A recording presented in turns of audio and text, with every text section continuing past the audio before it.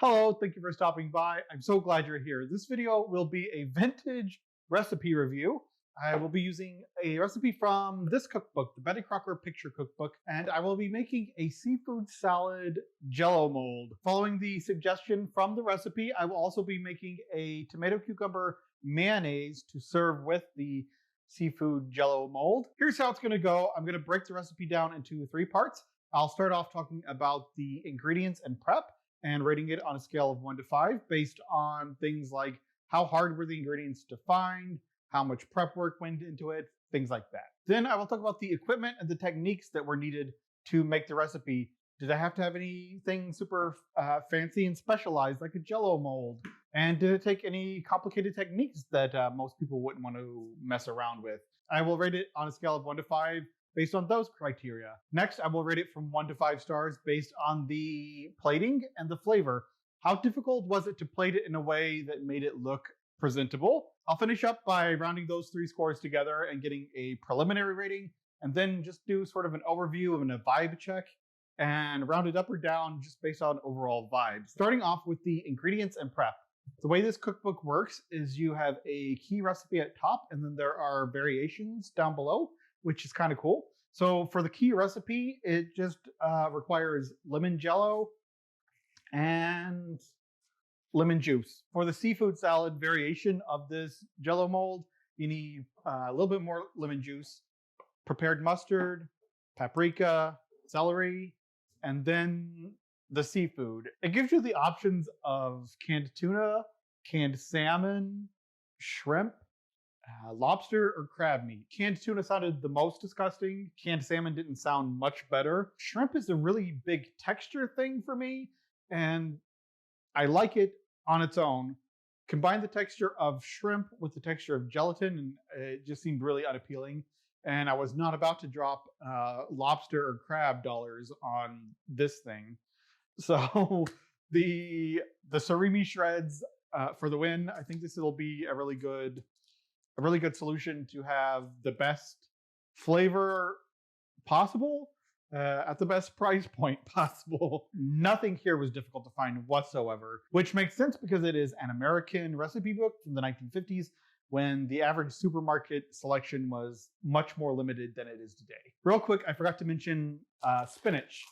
It recommends serving the seafood mold on a bed of fresh leaves. For the tomato cucumber mayonnaise, it says you need an egg yolk, mustard. It just says mustard. It doesn't say prepared mustard. And in the other recipe, it specifies prepared mustard. So I'm guessing this is an older cookbook. They often will say mustard when they mean just mustard powder, and prepared mustard when they mean like prepared mustard. So I'm going to use mustard powder, although I have seen people make mayonnaise using prepared mustard. It also calls for confectioner sugar / powdered sugar. I just have granulated sugar on hand. I'm just going to use this. I think it'll be fine. Then you need salt, cayenne pepper, and lemon juice. And into that, you will add diced tomatoes, cucumbers, and just a little bit of onion. Again, these are all super common ingredients that you can find in any major grocery store in the US.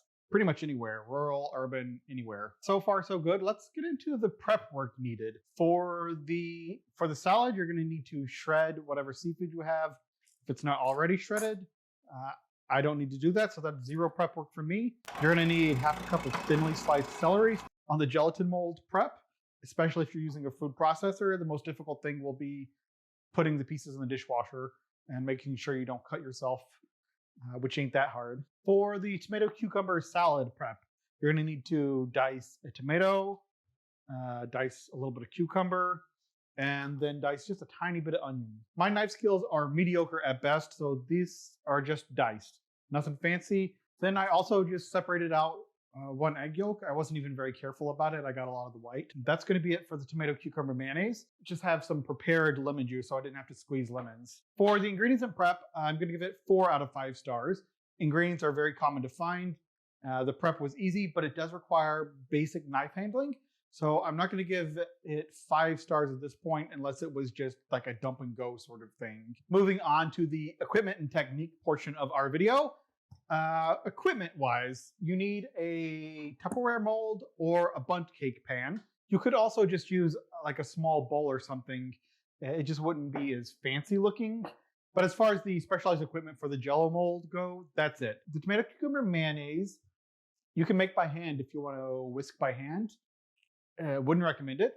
The book recommends using a hand beater with the whisk attachment, which would have been commonly available in the 1950s to the average housewife. I will be using the food processor to make my mayonnaise, just because I don't want to stand here holding an electric beater. I have a neuromuscular issue, and I literally couldn't hold the beater long enough to make the mayonnaise. But that is the wonderful thing about modern kitchen appliances. I don't have to do that anymore. I can let the food processor do most of the work for me. So for the tomato cucumber mayonnaise, best case scenario, you need a food processor. Mid-tier option, a hand mixer. And worst option would be a whisk. Or you could just, go buy some mayonnaise at the store. It's not that difficult to find. But I'm trying to do this in good faith and make the recipe as written. There is a little bit of specialized kitchen equipment necessary. Any adult in your mid-30s on, you probably have a fully stocked kitchen. But if you're a little bit younger, getting started out, moving around a lot, you wouldn't have as many of these things. So it is not the most basic of kitchen equipment, but it is just one tier above that. Nothing terribly specialized. So let's get into the techniques of making the Jell-O mold. It says to start by preparing the Jell-O per directions on the box. And I'm using a 3-ounce package of the full sugar Jell-O for this. I'm just whisking 1 cup of boiling water straight into the powder. This just came straight from my my kettle, so it was boiling like 2 seconds ago. And with the gelatin fully dissolved in the hot water, I'm adding a cup of cold water. Into this, I need 3 tablespoons of lemon juice, half a teaspoon of prepared mustard into the lemon Jell-O, and then a dash of salt and paprika. All right, I went kind of heavy on the paprika, but hopefully it helps. And I'm just gonna whisk more to get all the mustard dissolved into the lemon Jell-O properly. Okay, at this point, it goes in the refrigerator to partially set. So I'm gonna put it in there for an hour. And then we'll make the mayonnaise in the meantime. All right, I have my food processor set up with the little smaller bowl on the top here.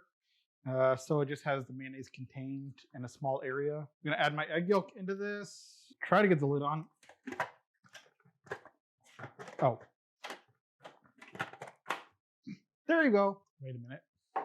Into this, I'm going to start with, so I have the egg yolk in here. And into that, it says 1 teaspoon of mustard. I really hope this is mustard powder, not prepared mustard, because I've seen online people using prepared mustard in this spot. You know what? I'm making an executive call. The extra vinegar is not going to hurt the mayonnaise. Teaspoon of, I'm using prepared mustard. Teaspoon of sugar and a 1/4 teaspoon of salt going in here. And then a tablespoon of lemon juice. I now need 1 cup of oil. I don't know if I mentioned this in the ingredients list at the beginning. Canola oil, a full cup of canola oil. It calls for salad oil. I do have some vegetable oil in the cabinet, but I just thought canola oil would be a little bit better. I kind of wanted to use olive, but then I didn't want to spend all the money on it. I know mayonnaise isn't a health food. A cup of oil is a cup of oil, no matter what type of oil you use. All right, so you start by, it says to start by blending the initial ingredients together. Then it says to add the oil in drop by drop until it starts thickening, and then you can gradually start adding more and more in at a time. I'm just going to be using a teaspoon to pick up the oil and then slowly pour it in. Still tedious, just doesn't require holding something heavy.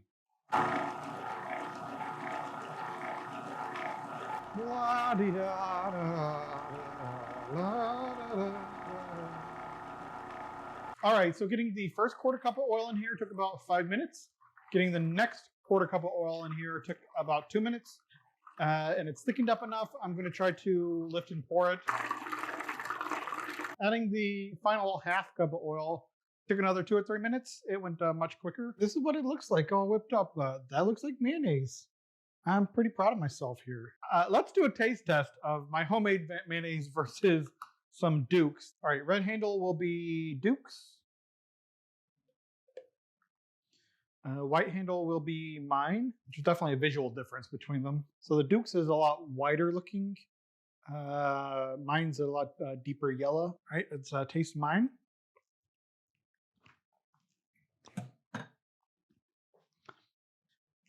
Tastes like mayonnaise, kind of lemony, pretty heavy on the mustard sort of flavor. It clears off your palate pretty quick, so it doesn't linger on and stay. And there's not really much of a back end finish.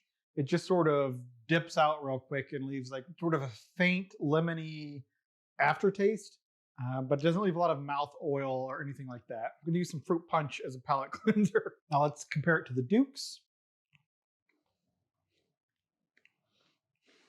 So the Duke's is eggier, and then it has a vinegar punch at the back, like where mine had that sort of lemon flavor sort of lingering behind as it pulled out. The flavor sort of disappeared and left like the ghost of lemon in your mouth.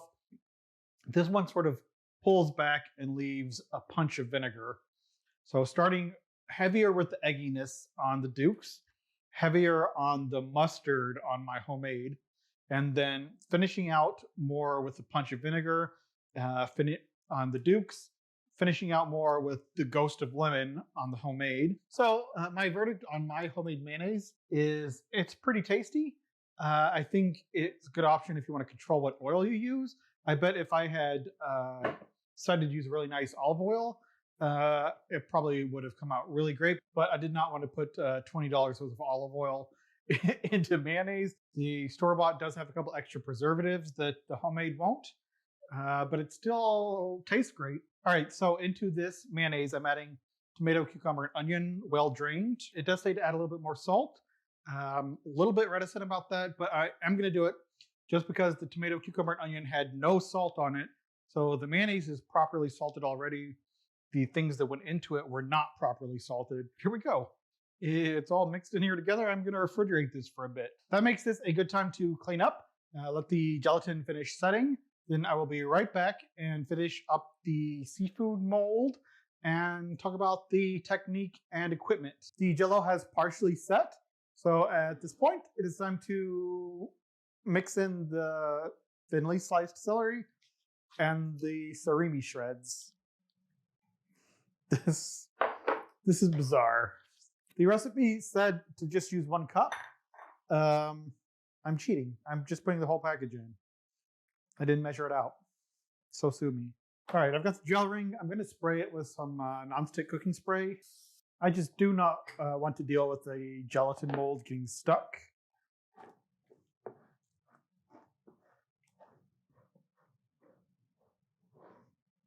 So this doesn't quite fill up the gel ring here.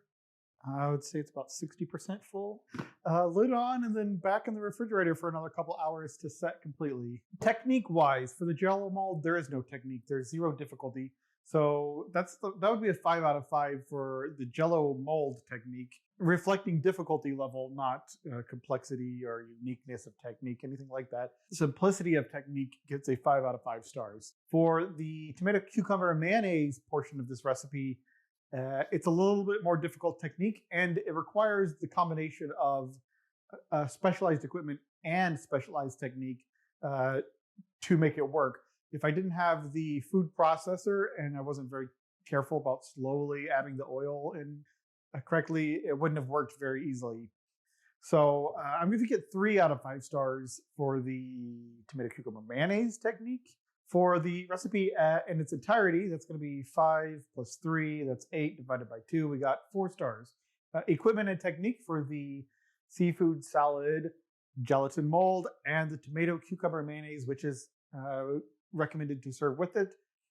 We got a 4 out of 5 stars. All that is left to do is let the gelatin set for a few more hours to firm up as much as possible. Then I will come back and plate it and taste it and finish this recipe up. All right, y'all, it's several hours later. The Jell-O has had a good long while to set. It's time to try to unmold it. Hopefully it doesn't collapse into a puddle of goo. We'll see how this goes. I've never used the Jell-O mold before, but from what I can tell, I'm just going to flip this upside down and then take this other part off. Okay, it flipped in there.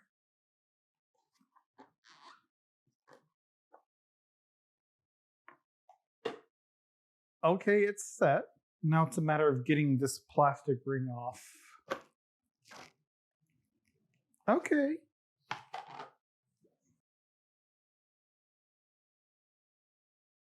Let's try to slide it off the lid and see how it goes.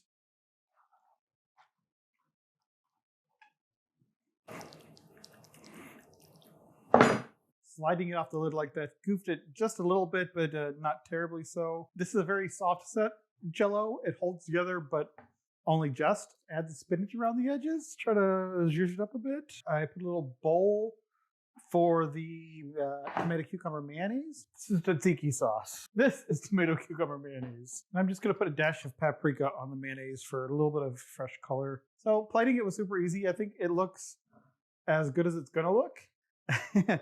Now it's time to get myself a portion and give it a taste. I'm going to try to eat this as it was meant to be served. So I just have a little bit of bed of greens here.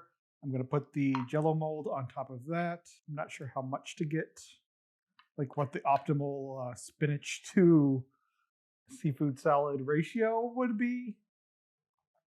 It's very soft. Just took a little portion out of it for myself. Yummy. Then get a dollop of the tomato cucumber mayonnaise on there. So I just made myself a little salad out of it, which is what you're supposed to do. I'm going to try a bite of the Jell-O just by itself. Ugh. So here's the bite. It doesn't look terribly appetizing, but bottoms up. It just smells lemony and fishy.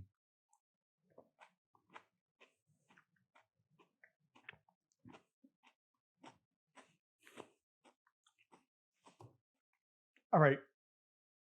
It's not great by itself. Not as terrible as I thought. It's more of an incomplete flavor. So I'm hoping that once it's all together, it fills out some of the weird gaps in the flavor range. The gelatin is just barely set. And that's from the extra lemon juice that thinned out the gelatin so it didn't do it like a hard set, which is for the best. This is not a situation where you want it to be a hard set. The gelatin pretty much just evaporates in your mouth as soon as it makes contact. The lemon, not bad. It hits you really hard with a punch of lemon as soon as you start tasting it. So as soon as you take a bite, the gelatin just sort of dissolves away and that texture is gone instantly. Then you're left with like the celery and the seafood and a really strong punch of lemon, followed by a really strong sweetness. And it's the sweetness that I can't get behind because right after the sugar, or almost like the same time as the sugar, the fishiness comes in. Then you get the sort of vegetal chlorophyll flavor and crunch coming in along with the sort of lemony sweetness, fishiness. I don't know that I love the celery in it, but I don't know that I hate it. Let's try it all together and see if that helps.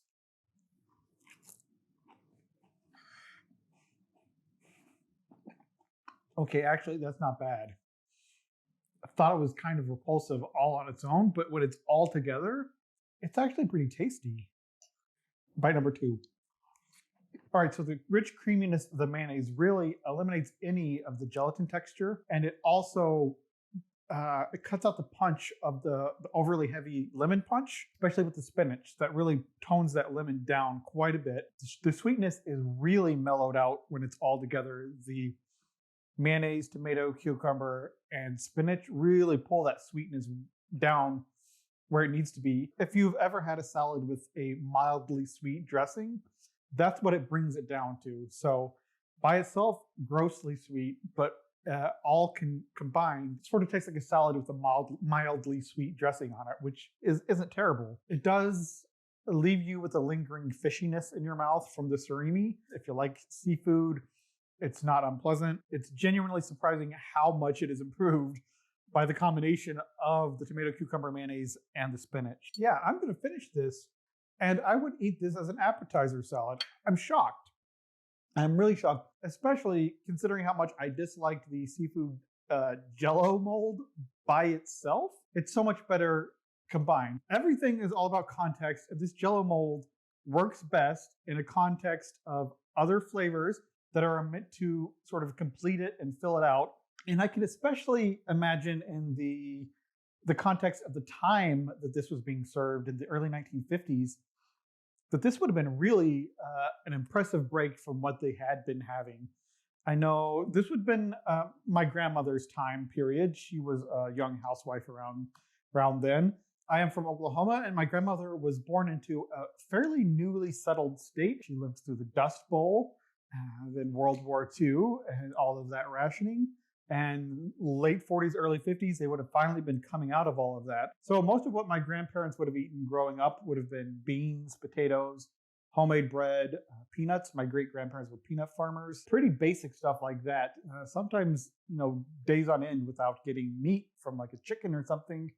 So something like this, compared to where they had come from, would have been a revelation. I don't know that my grandmother specifically would have made something like this, but I can see her being impressed by something like this at one point in her life. I mean, not by the time I got to know her in the 1980s, but I imagine in the early 50s she would have been impressed by it. I have the privilege of being able to stand here and not know what real hunger is and have access to a global food supply chain and a lot of really advanced food technology that can bring this to my home safely. So I can have all of those benefits and be able to stand here and, pass judgment on this as sort of old-fashioned and tacky. But I've got to imagine that this sort of thing, when it was new, must have seemed so spectacular.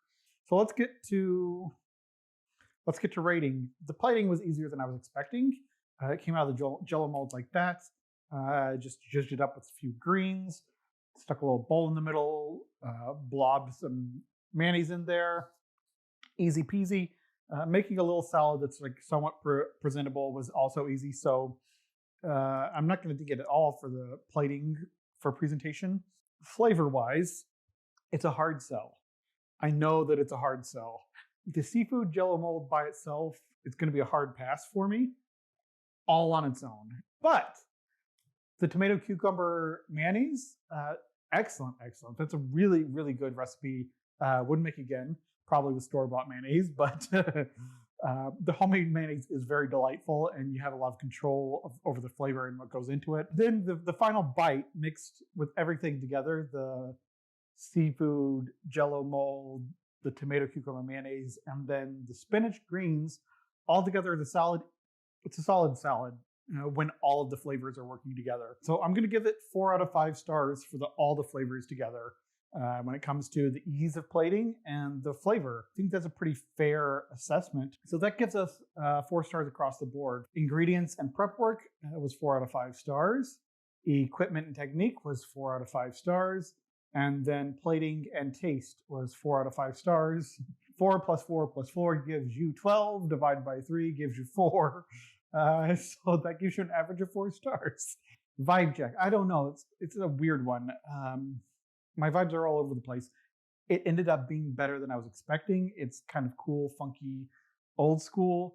But again, it's a seafood salad Jell-O mold. And man, that's bad vibes if I ever heard it. Overall, I'm glad I tried it. I will probably make the tomato cucumber mayonnaise again. Seafood salad Jell-O mold, I can't see any reason why I would. But I'm going to remember it fondly. How about that? I think that finishes up with this. If you have liked this video, please give it a like. If you want to see more, please subscribe. If you have any ideas for other cooking videos that you would like to see me do, please leave them in the comments below. I would very, very much appreciate that. Thank you so much for watching, and I will see you in the future.